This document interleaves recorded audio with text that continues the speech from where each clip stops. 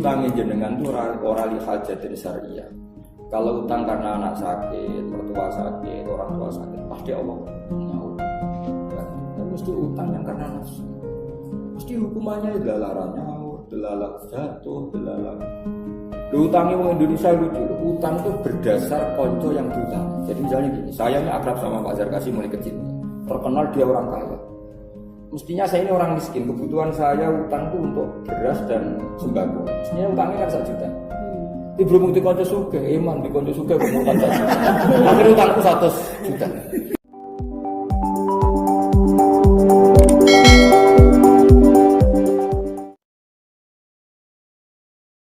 Terus faslon bidu'a bil qabul. Qala wa ta'ala rabbana taqabbal minna innaka antas samiul alim. Terus faslon bidu'a bitoba wa ta'rifi syair. Jadi semua syiar Allah harus dikenal. Qala wa ta'ala wa arina manasikana wa tub. Nah, ini menunjukkan kalau syiar itu simbol agama itu harus ditampak. Makanya tadi saya itu sering kecewa ya. Di Madura, di Jawa Timur itu ribuan santri alumni Pondok Sarang, Lirboyo, mereka nggak menjadi konsultan asli. Coba kalau mereka ditulis ahli fikih medium. Setidaknya kalau ada orang tanya fikih kan bilang itu di rumah itu kok tahu itu ada pelangnya. Emang tulis aja Pak ahli Rasul Musmani.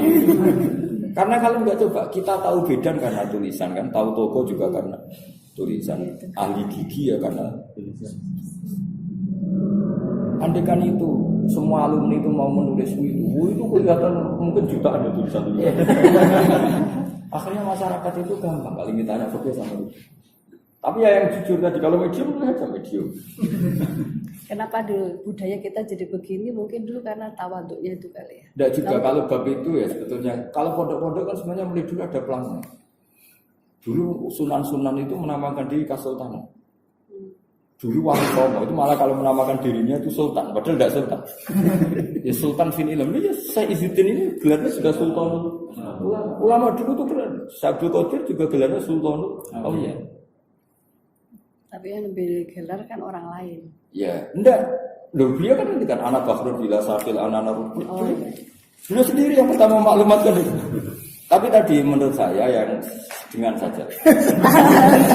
Medium itu saja medium. Mediumnya. Amatir gitu. Sombong.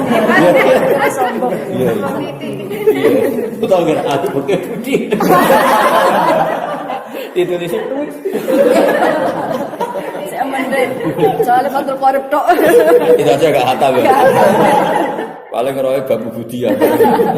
Amalnya bulat-bulat. Bulat-bulat. Mana Cina ya? Cina ya, terus mulek-mulek. Allah.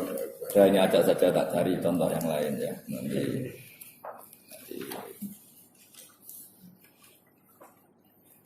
Nah sekarang ini masalah nahi mungkar nomor itu 188.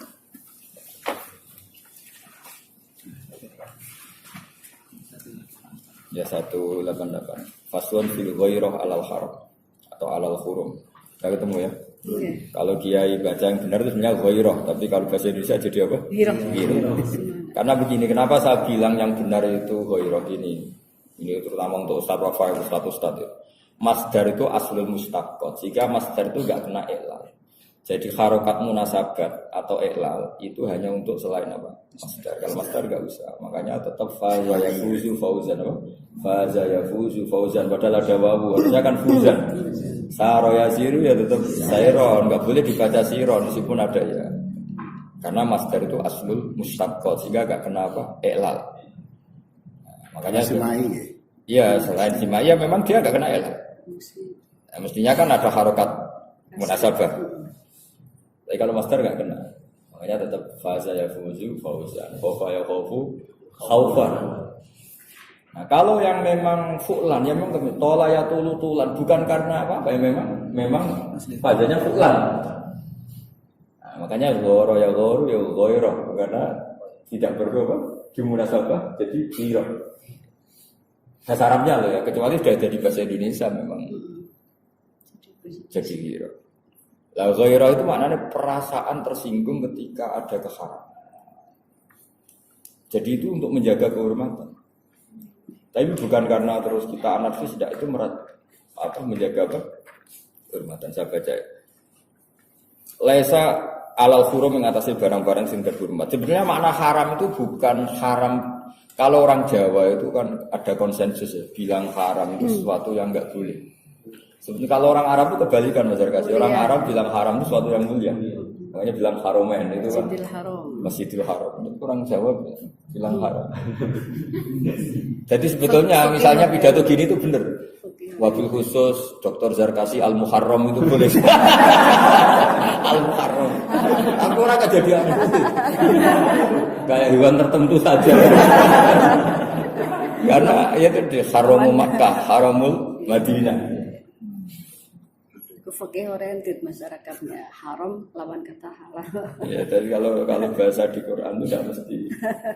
Fikih oriented. Nah, tapi sebetulnya bahasa Arab itu juga karena tadi kebanyakan dibuang. Jadi tanah haram haruma intihakuhuma. Jadi haram merusak kehormatan Mekah Madinah. Asalnya itu. Jadi misalnya babi itu haram, maknanya mamnu. Jadi maknanya haram itu kan mamnu, sesuatu yang dilarang. Kalau haram Makkah berarti haram diinjek. Haram diinjek-injek kehormatan. Makanya kalau namanya istri itu harim. Orang lain tidak boleh atur, tidak boleh nyentuh. Makanya disebut harimur rajul itu jauh-jauh. Paham ya? Jadi itu asli bahasa. Kalau baca. Bismillahirrahmanirrahim. Qala Rasulullah sallallahu alaihi wasallam, "Laisa min ahadin aghyaru min Allah min ajli dzalika haramal fawahish." Allah itu zat yang paling mudah tersinggung. Sehingga saking mudahnya tersinggung ketika ada orang melakukan keharaman itu Allah punya ghirah. Cek mentalane, mangan rezekiku, manggon bumiku, kok aku dilanggar. Itu namanya apa? Namanya apa? Ghirah. Cemburu. Ya cemburu. Makanya kalau daftar jadi wali itu paling berat itu di situ. Allah itu paling gampang cemburu. Saya itu kalau berdoa, kok untuk pribadi itu jarang mandi. Karena kayak itu salah pangeran, wis dino wong akeh egois kayak gitu. Jadi fikih saya itu memang hidup. Kalau di fikih kan hanya wa yukrahu doa lil imam misalnya biro apa mahdini, wa yusannu lahu mahdina kan gitu. Wa yusannu lil imam takmimud doa. Sehingga adat kita kalau jadi imam umat dina di mana itu kalau sendiri umat dini. Tapi saya sholat sendiri sekalipun kalau bocah umat dini itu kayak merasa salah. Karena buat saya sudah ada buat sendiri. Meskipun mungkin pas sholat subuh kadang-kadang sendiri. Itu kan tapi kan secara prosedur sholat jamaahnya. Tapi secara figur kan saya sudah tidak pernah sendiri. Meskipun sholat sendiri, tapi secara figur sudah tidak pernah. Jadi itu rasanya sudah tidak nyaman. Makanya tadi betul ya doa. Jadi kata beliau kalau sudah jadi orang soleh harus al-muta'addi, harus manfaatnya kemana-mana. Saya teruskan. Bismillahirrahmanirrahim. Ini yang penjelasannya musannaf tadi. Al-ghairah 'alal haram ihsanun bisawni 'anil fawahish al-mujibah li'arid dunya wa naril akhirah. Ya, jadi ketersinggungan atau cemburu supaya haram itu tidak terjadi karena untuk menjaga fawahish al-mujibah li'arid dunya wa naril akhirah. Jadi misalnya gini, andaikan orang itu kancanan lonte atau kancanan WTS nyaman-nyaman saja, nanti nggak ada bedanya dengan kancanan orang afifah, orang yang terhormat. Meskipun kita punya cara untuk tetap baik supaya orang itu semoga tobat. Saya ulang lagi, kita tetap punya manhaj ingin baik supaya orang itu tobat. Tapi jangan lantas kita senyaman kayak kancanan orang afifah. Nanti nggak ada ghirah. Kalau nggak ada ghirah, nanti orang itu merasa nggak apa-apa. Saya pernah ditanya sama ya sudah kiai ya sudah alim tanya gini, Gus, Allah itu maha pemaaf, tapi kenapa misalnya copet, maling, lunte kok tetap jatuh di masyarakat? Bahkan di masyarakat yang orangnya itu nakal semua. Terus saya bilang, Allah sudah dengan tanda kutip mengancam lahum fid dunya khizyun. Jadi orang nakal itu di dunia tetap ada hinanya. Jelalah jadi gunjingan, misalnya ada perempuan nakal, satu kampung gunjingkan semua. Terus dengan tanda kutip dapat isolasi sosial. Karena Allah sudah ngendikan lahum fid dunya khizyun. Copet juga gitu, malik juga. Meskipun Allah tetap ngendikan wa anibu ila rabbikum aslimun, tetap mereka pun dipanggil untuk kembali. Akhirnya apa? Ya sudah kamu kondisikan apa enggak tetap terjadi. Apapun baiknya kita ingin memperbaiki mereka tetap terjadi ada isolasi sosial. Orang pernah korupsi, kalau orang pandangan itu tidak ada. Karena Allah itu menghukum. Cuma baiknya Allah hukuman itu la'allahum yarji'un supaya mau kembali. Itu bedanya Allah dengan kita. Kalau kita karena dendam, karena macam-macam. Ya, Allah itu bagus, tetap la'allahum yarji'un. Tapi tetap harus ada hukum. Misalnya ada suami yang sudah mulai melihat istri orang lain gini-gini atau melihat cewek-cewek lain, kok terus sing wedok ora kurang ya aneh. Kok enak, nakal ora hukuman. Wah, itu harus dilabrak itu. Enak di luar, susah di dalam. Enak di luar, enak di dalam. Sudah di luar godain cewek-cewek, di rumah masih dimanja sama istri kan keenakan. Cara apa? Oh kok enakan. Lah istrinya itu ya nyari-nyari data. Lah ya dapat gitu. Makanya enak di luar, berat video. Itu harus lagu fit dunia. Saya pernah punya kenangan di dalam bab ini. Meskipun ini agak off the record, tapi ini urusan ilmu. Kalau ilmu kan saya tetap ilmu. Pernah ada seorang dokter yang saking ahlinya medis, mungkin saking spesial. Dia itu bangga karena ingin sedang agak-agak kayak yakin akan menemukan obat itu virus HIV. Soal ke seorang ulama alim. Dia dengan bangganya karena mau menemukan itu sudah mau profesor. Kata Kiai itu lucu. Kiai itu dawuh gitu. Padahal Kiai itu terkenal baik, terkenal ahli sosial. Kiai itu siapa? Nak pancen kena IT ku krono sek bebas. Kecuali krono tertular ya, yang krono sek bebas. Dok itu berarti ngelawan hukum ini. Nang pengiran kepengin ngukum bendo apa kok malah mbok golekno solusine. Kamane kira-kira wong Tuhan ingin menghukum kok kamu cari solusi.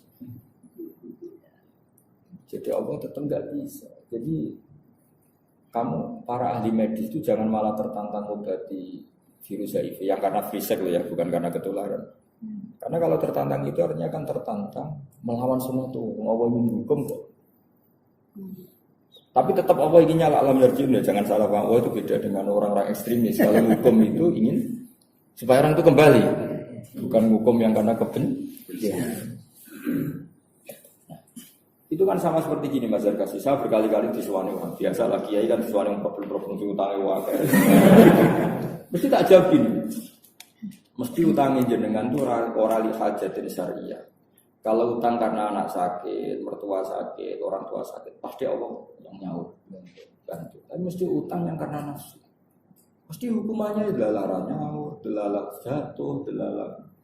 Lu utangnya orang Indonesia lucu. Utang itu berdasar konco yang diutangi. Jadi misalnya gini, saya ini akrab sama Pak Zarkasi mulai kecil.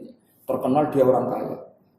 Mestinya saya ini orang miskin. Kebutuhan saya utang itu untuk beras dan sembako. Mestinya utangnya kan 1 juta. Ini belum di konco suge, eman di konco suge utang 1 juta. Akhirnya utangku 100 juta. Ngomongnya gini, Pak Zarkasi, saya ini kasih modal gini-gini. Jadi utang itu 1 juta ini berdasar menyesuaikan yang diutang. Yang kita memang utang.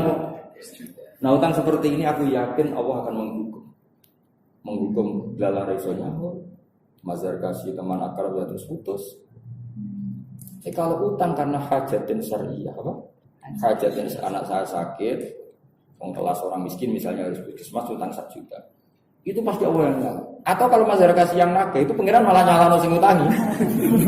Wong kanca akrab utang kita kadarnya segitu aja kok ceritanya. Malah dirotoni. Jadi gitu loh. Jadi ya fikih itu jelas aturan mainnya. Kalau kita utang di hajatin syariah itu malah iso-iso sing disalahno sing utangin anak dhewe. Jadi jelas ya. Sekarang orang itu utang karena nafsu. Di relasi ningkam sing iso dijak kom kali kom. Akhirnya utang banyak. Kenapa utang banyak? Mumpung duwe kanca jadi direktur. Sehingga kan jadi utang banyak semuanya nafsu. Bareng wis kolek matur kiai kan gitu. Kiai matur. Aku mesti jawab, ra iso. Lha jenengan dungane mantis, tapi ra kabeh uku. Nah, itu pantasnya untuk hukuman. Ngomong fair saja daripada repot. Pada salah doanya. Iya. Salah doa. Padahal udah mau mandi ora kagupon. Ternyata betul dia cerita. Jadi dia itu tidak pengusaha karena punya teman pengusaha terus bergaya pengusaha karena tadi temannya ngutangi sambil dia. Itu kalau investasi di sana yang namanya enggak ahli hanya berdasar tomat tadi. Nah bayangkan kalau se-Indonesia rata-rata gitu. Ingin jadi pegawai di kementerian tertentu karena berdasar relasi ini jadi apa? Kan itu sumber. Di keuangan ya sama. Ya repot. Makanya agama itu aturannya jelas. Kata Rasulullah orang yang utang dan niat nyaur, maka Allah yang akan nyaur kan. Kodowo kan. Tapi utang kita kan seringnya ada seperti itu. Berdasar yang diutang itu kan. Jadi misalnya saya punya teman gubernur, kebetulan teman saya mulai kecil. Kan lucu misalnya, utang 1 juta. Hanya karena saya gak punya mesti disalahkan uang agen. Lu utang gubernur ngomong 1 juta. Padahal itu yang dibenarkan syariat, atau itu yang dibenarkan. Tapi itu disalahkan uang agen. Mumpung. Haji mumpung. Lain seperti ini tuh Allah nggak. Makanya siapa yang utang harta orang lain, aroda itlafa yang ingin menilai maka atlafa hukum akan diusahakan. Jadi orang bangkrut di Indonesia itu rata-rata lalu fitunya khusyun karena tadi sebenarnya nggak mainan. Coba ada kontraktor kelas ecek-ecek kabupaten, gara-gara punya teman di pusat terus nangani proyek nasional, itu berdasar kroni, berdasar kemampuan. Kroni kan karena dia punya teman di pusat, padahal kontraktornya dia kelas kabupaten. Wah mesti vision, entah lala gak layak, entah kena dis, entah pokoknya lala. Nah, ya Allah itu punya adat lahum fitin ya. Jadi satu kesalahan itu pasti orang inani. Sebab dia bentuk kayak tadi, suami semain di luar, lala bojo ya karena lala ya orang konyolnya sing ngonangi, orang sing laku.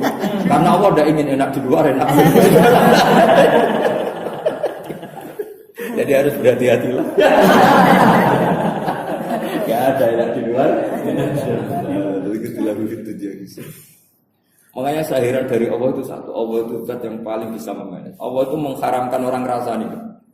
Ngerasani orang itu haram, bujikan orang. Tapi kalau Allah menghendaki orang ini jatuh, lalu satu kampung itu ngerasani semua. Dan lucunya lagi semoga mereka ada dosa karena kayak spontan. Kayak jadi masif. Itu Allah. Jadi kalau ngerasani berjamaah. Iya, terus delala orang itu kayak gak sadar. Justru itu menjadi sebagian gak dosa karena sudah kayak gak sadar. Misalnya ada orang, betul. Misalnya ada orang punya istri cantik terus dibawa lari orang. Itu kalau nggak ada orang ngerasani, tidak ada hukum jerah. Coba negara tidak mau hukum itu kan karena dianggap nggak asasi misalnya. Suaminya misalnya orangnya apian nggak mau lapor ke polisi. Nah satu-satunya cara penghakiman adalah satu kampung itu membenci. Sosial.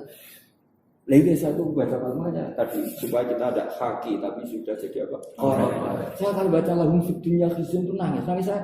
Ya Allah matur nuwun Gusti, tidak semua hukum negara itu cukup untuk mengadili kasus-kasus sosial.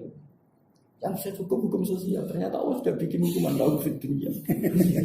Coba kalau ada pengurus masjid sering nilep masjid, lama-lama mesti konangan pas sampai dibangun duit raw. Akhirnya bendaharanya ketahuan dipakai itu rata-rata tetap kebongkar. Sebenarnya Allah itu nggak ingin, tapi karena tadi ini kalau nggak kebongkar, kan kasihan yang nyumbang sudah nyumbang ingin nang masjidnya jadi ternyata nggak jadinya karena kesalahan tadi personal tadi.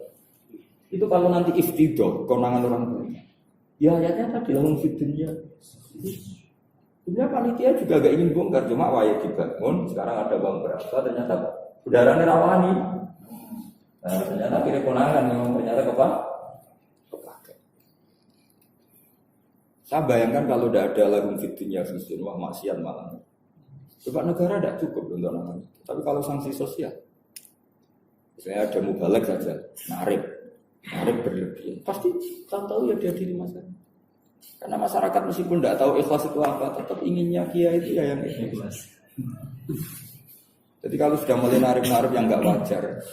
Kecuali kalau wajar ya, mungkin orang maklumi karena itu mau teknik apa? Teknik. Karena ya kalau teknik itu kan yang normal loh. Ya kalau di kampung kan jarang punya mobil, biasanya bilang ke panitia, aku gak di mobil, namanya jadi ngatur ya aku ya orang sing jemput itu kan murni apa? Teknik. Daripada beliau malu cari-cari mobil pinjam kan mendingan dibebankan ke panitia karena ingin undang. Itu kan normal kan seperti itu. Kayak di Kudus dulu banyak lagi sepo yang gak kagungan mobil. Kalau dulu kan banyak sekali, kalau sekarang jarang. Biasanya kan kiainya mau pesen gitu, tapi aku jemput aja. Karena hanya apa? Teknik. Tapi kalau sudah nggak wajar, IO ada IO. Iya ada IO-nya. Tapi tetap lama-lama kali ditiru sendiri lagi Hitung apa waktu, saja. Ya saya heran sama Allah itu gitu. Jadi Allah itu bisa ngelola apa saja. Oh gini, moga-moga. Mungkin sekali siap langsung mungkin soal. Jadi gitu Mas Zarkasi Ibu ya. Jadi saya senang kitab ini karena kitab ini dari peristiwa khusus, misalnya perilaku seorang nabi, langsung jadi takmir. Nah dengan cara seperti ini kita bukan hakian tapi qori'an mu'tabiron. Jadi qori'an mu'tabiron. Itu saja kepentingan saya Allah memasifkan kita.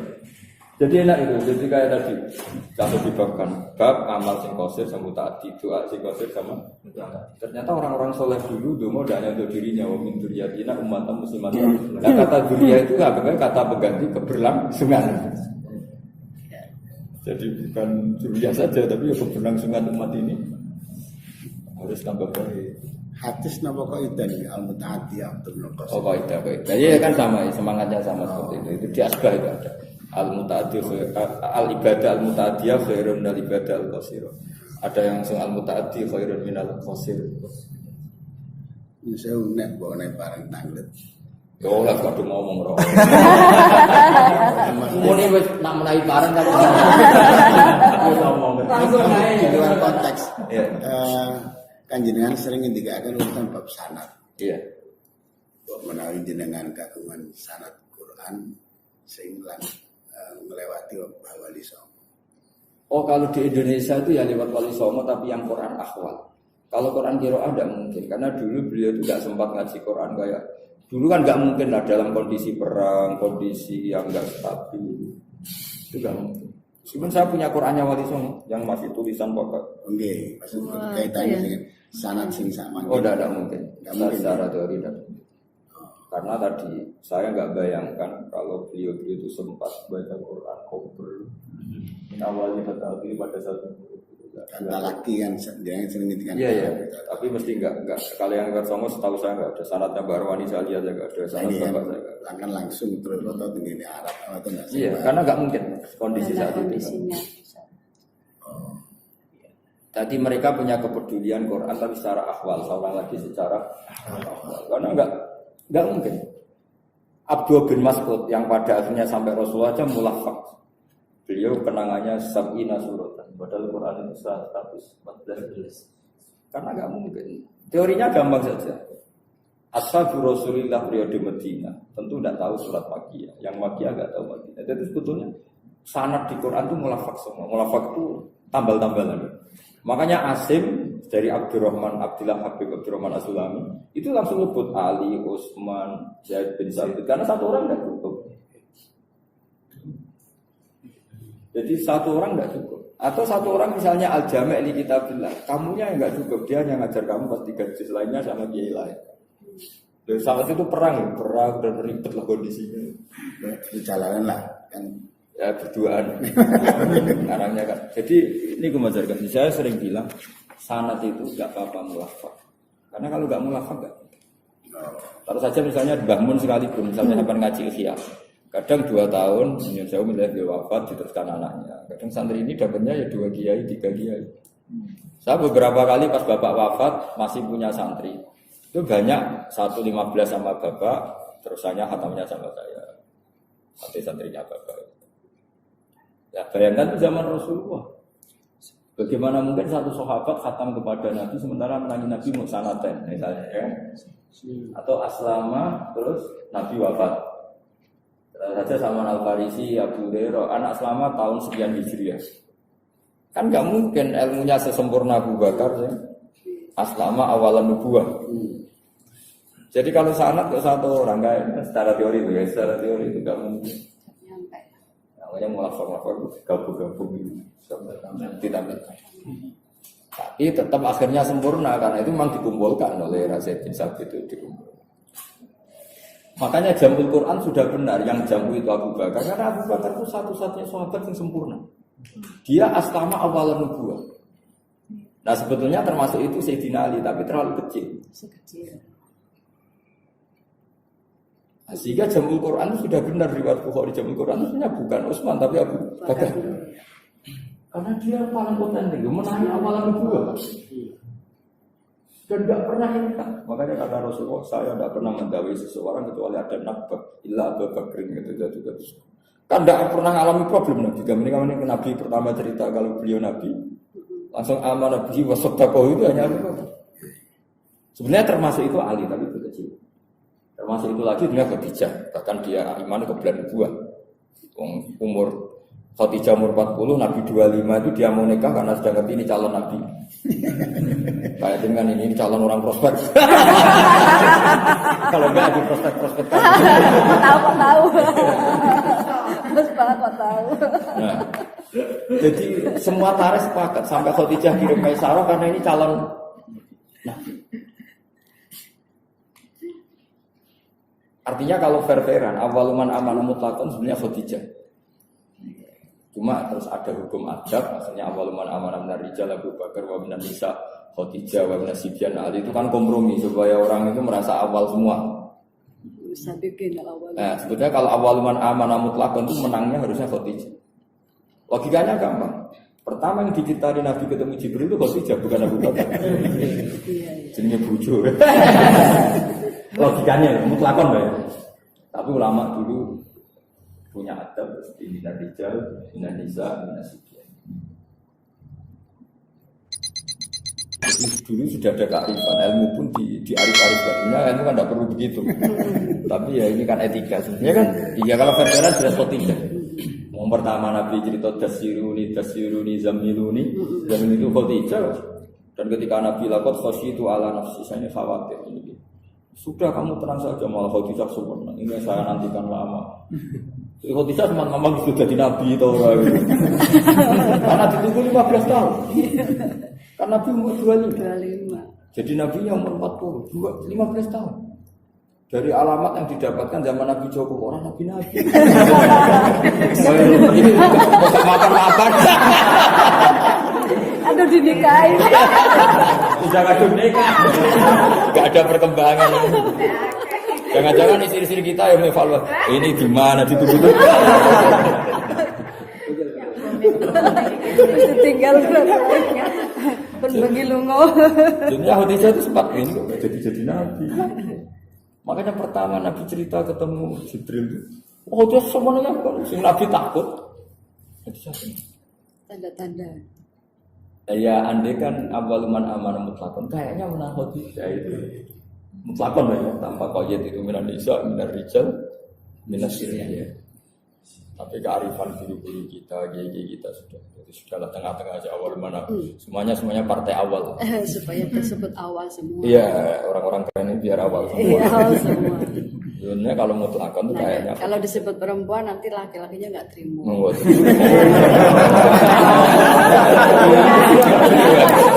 Sukanya gitu saja, sukanya gitu. Oh, jadinya gitu ya. Ini sudah tidak adil. Jadi Korea. Kalau di bab itu cerdas. Memang itu cerdas. Yang gender. Kayaknya memang dohirnya gitu. Nah termasuk Waraqah bin Naufal sebetulnya. Tapi kan beliau gak menangi Nabi Dawud. Dan beliau juga flashback langsung. Ketika Rasulullah diajak ke Waraqah langsung bilang, wah sayang aku istuwajah. Sajanya aku ingin bela kamu ketika kamu diusir dari kaum kamu. Langsung menghentikan. Ya dia kan amanah. Iya. Gimana Samun?